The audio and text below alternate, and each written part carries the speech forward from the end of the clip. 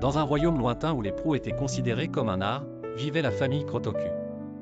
Jae-yun, l'aîné, était un artiste féru de cette noble discipline. Mais il avait un problème.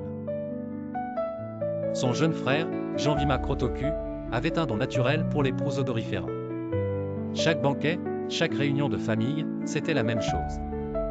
Janvima récoltait tous les applaudissements et Jae-yun Krotoku, enragé, restait dans l'ombre, broyant du noir.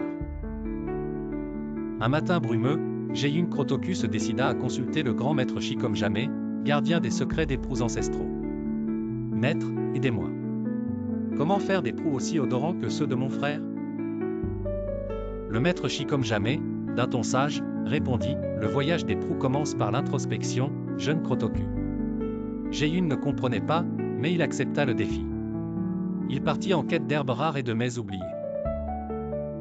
Il méditait chaque jour, essayant de canaliser son énergie proutale.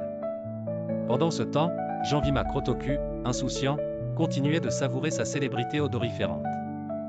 Un soir de pleine lune, Jae-yun Krotoku décida que l'heure du duel était venue. Il défia son frère devant toute la famille Krotoku. Ce soir, nous déterminerons qui est le véritable maître des proues. La tension était palpable.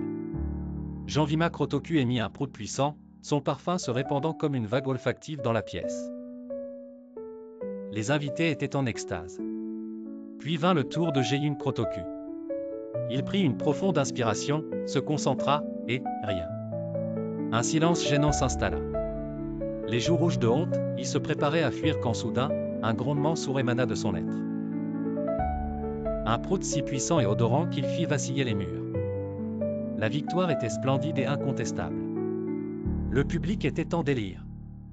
Janvima Krotoku, dans un rare élan de sincérité, posa sa main sur l'épaule de son frère.